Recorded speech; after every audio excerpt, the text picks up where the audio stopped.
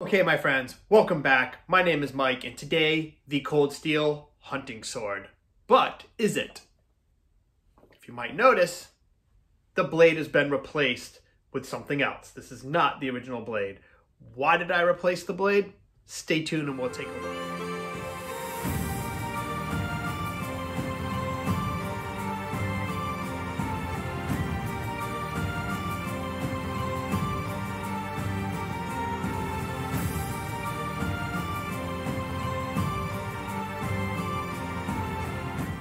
Okay, so let's take a look at the Cold Steel hunting sword that I purchased about 1 year ago. So this is a sword that I got from Cult of Athena, which is actually available right now for $398 USD. And last time I checked, the sword was in stock. I'll put a link down in the description below as to where you can get it, as always, if you are interested in what you see here today. Now, what is a hunting sword? I guess that's the first question I'll try to answer. It's not a sword that you go out and you actually hunt animals with. You would predominantly use a firearm of some sort, but back in the 17th and 18th centuries, gentlemen hunting parties would go out, or hunting parties just in general, and a lot of times they would carry a hunting sword with them to dispatch wounded game or clear brush, and sometimes they were quite ornate and elaborate. This one here happens to feature a shell guard, a nice cool textured and carved rosewood handle. Some of them were actually very ornate. This is actually not that ornate. These were commonly also referred to as hangers, and of course they look a lot like a cutlass or a hanger would be anyway, and sometimes they were carried by military officers and actually used as self-defense weapons. Now, the one that Cold Steel has produced here is actually quite aesthetically pleasing. I really do love the hilt portion here, and I actually do love the original blade that came on it, which I will show you right now. It has a really cool ricasso portion here. It has two fullers down at the bottom and then a single fuller that runs up the blade. Now, the original blade was a 1055 to 1050 high carbon steel, so it was either one or the other, I guess, depending on when it was made. At least that's the specs say on Cult of Athena's website. And overall, the original handling characteristics of the sword were very good. It was quite lightweight. This says it weighs in at 2 pounds roughly, which I think is pretty good. It has a short blade, and it was very maneuverable and very easy to use, which you can see from the test cutting footage that's going to be coming up. Now, the sword originally came with a heavy secondary bevel, and it was actually not very good and not very sharp. So I had to take the blade to my belt grinder for quite a while to get the edge to be very sharp and fix this bevel that they had on it. However, once that was done, the sword cut amazingly well, and I actually had a lot of fun cutting with the sword, and it makes this amazing ringing sound, which you can hear in the test cutting footage when you guys take a look. So, you know, this is actually quite a disappointment for me that this sword actually failed. And where did it fail? Well, after I was done doing my light abusive testing, where you'll see I was chopping some wood, I noticed once I took the sword inside that there was a crack in the spine, and it's really hard to see in this lighting and whatnot. I'm not sure if you guys can see it. Yeah, it's really hard to see in this lighting, but there is a crack in the spine right about here, and it does sort of make its way over onto the face of the blade. Now, once I realized that happened, I stopped testing the sword completely, because then I could kind of see that it wasn't going to be safe to cut with, and I was really disappointed because I was really enjoying cutting with this sword, and I really do want to love this sword because I love the aesthetics. I love the hilt. As you can see, I liked it so much, I repurposed it and put a blade from a windlass cutlass on it, because I had to keep this hilt. And to be honest with you, the sword is actually a little bit better now than the original one, because this blade is a beastly awesome cutter. It doesn't handle as well, but it's still quite nimble and a really cool awesome sword. So I'm happy that I was able to salvage the hilt portion of this blade because it really is a really nice piece. This is rosewood, and the whole guard area has been silver nickel plated. So, you know, the sword handled well, the sword cut well. I was ready to give it my approval. However, on a couple of things I was really not happy with. Of course, the sword failure, the lack of sharpness. But I do think that even for $398, it's just too expensive for what you get. I think this sword would be more palatable between $250 to $300. The close to $400 price tag, I think, is just way too much for this sword. And as you can see, it did have a blade failure, probably due to poor heat treatment. Now, I did see a test that Scabbard did of this sword, and he had a failure too, but his happened in the guard. So I kind of chalked that up to just some poor quality control or an issue with the guard casting. And so that didn't dissuade me from actually purchasing one of my own. But I had a failure and mine happened in the blade. So you can see there was a failure in the guard in somebody else's video, and mine had a failure in the blade. I don't actually consider the test that I did to be that abusive. I was cutting fresh green wood, so, you know, these would have been able to clear brush. You know, maybe they would have struck bone if you were using it on an animal. If you were using it in self-defense, you most certainly would have struck bone. So, and bone is harder than fresh green wood for the most part. So I was really disappointed, guys, because I really wanted to like this sword. So yeah, that's basically all I have to say to it about it. This review is actually quite short because I couldn't really do any more further testing, and the sword did have a major failure, so I cannot recommend it. It is a bummer. Hope maybe they improve it in the future and maybe use a different blade steel, or pay more attention to their heat treatment, because I think for around $250 to $300 with better quality control, this sword would be incredible. I will show you the original Scabbard real quick. I didn't show that. It also is silver nickel plated, and it has this cool decoration or embellishment on it, which is actually quite appealing.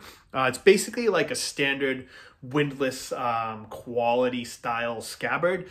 However, with this extra embellishment, it is pretty cool, and it is cool that you get one. So yeah, that's about it for this review. I know it was a short one, but hey, that's basically all I have to say about it. So if you like what you saw here today, guys, please leave a like, please subscribe, please leave some comments down below. If you have this sword and you've had similar experiences, or if yours was better and you were able to do more abusive things and it held up, please let me know. Please let other people know down in the comments below, because this is quite an attractive sword, guys, and there's not a lot of hunting swords, functional hunting swords on the market, save for a bunch of antiques, which are very expensive. So it's actually quite a unique sword, and that's kind of another reason why I was really bummed out. So yes, thanks for coming by, guys. Stay tuned. I have an unboxing video coming up where I'm going to show you a bunch of the other stuff that's going to be coming up in some reviews and some tests.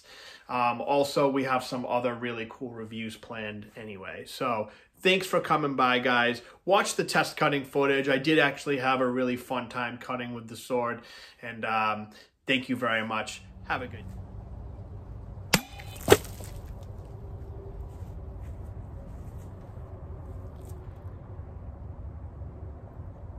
Nice.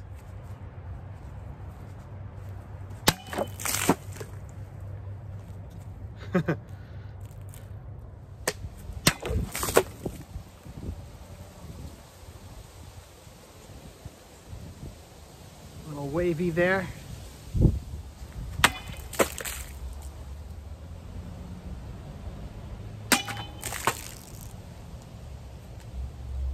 Nice.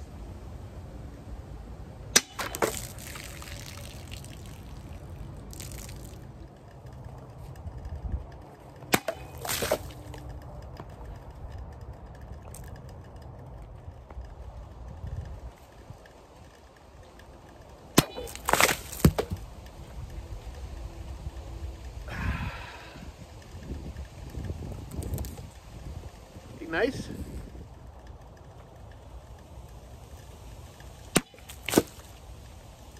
Ha. Nice.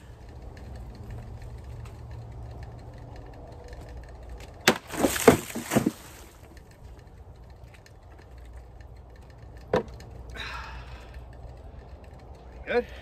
These are big. All right, so let's cut some branches. I brought the pear wood back out again, okay? This is off of a pear tree. It's a pretty substantial, heavy limb, guys.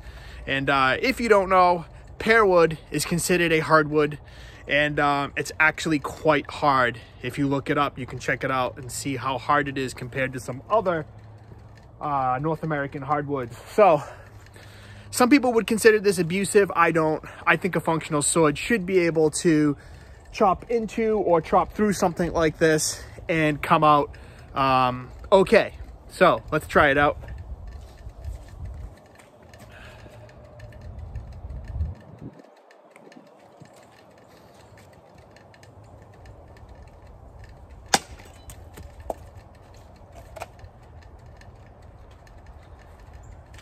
Okay.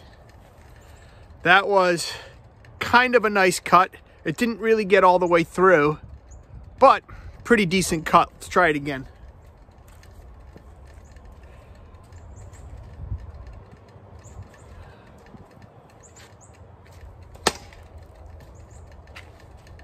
Oh, all right. We got a pretty nice cut right there. A little bit more than halfway through.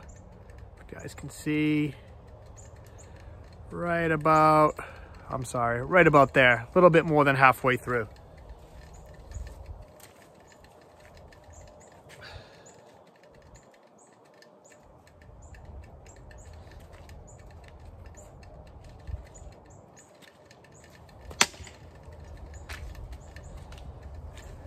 That one went almost all the way through. See that? Pretty good cut.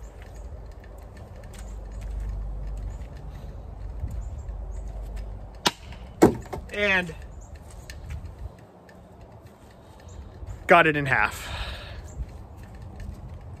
As far as the sword is concerned, I don't hear any rattling. The blade does not have any nicks or dings or any deformation, and sword blade is straight. Try another piece.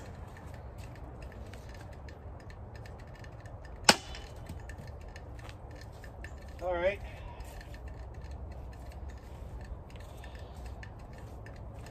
It's a nice cut. Check that out. This is a heavy branch, guys. Heavy hardwood, so I'm not surprised that it's not going all the way through.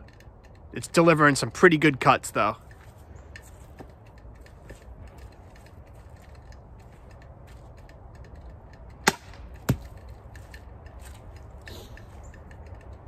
Oh yeah, that's a great cut. Check that one out. Look at that. Very solid. See that from a different angle. Quite substantial. And no rattling. Everything seems pretty good. Yep. All right, let's try out a little bit more wood cutting with this thing, because oftentimes if you were out hunting in the 17th century and you needed to clear through some brush to get to your wounded game, also to use the sword to dispatch a wounded animal, you might have to cut through some brush. So let's see if it can take down this small sapling.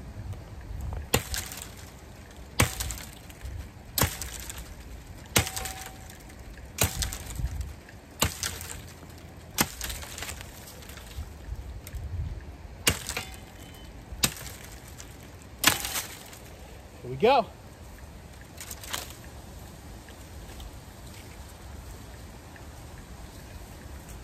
Okay, no problem. Let's see. Now, the blade did kind of get caught in there and did a little bit of a twist, and I don't see any bending at all. Blade is perfectly straight. The edge does not seem like it took any damage. No nicks. Everything is still rock solid.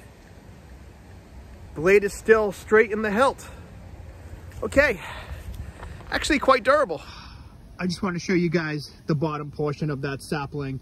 This is a pretty substantial sapling here. I'm not gonna lie, it is pretty thick. And one of the cuts went in here and went down, and the blade kind of twisted. And that's a lot of stress on the blade, and I didn't actually see any damage. But yes, just wanted to show that in closer detail.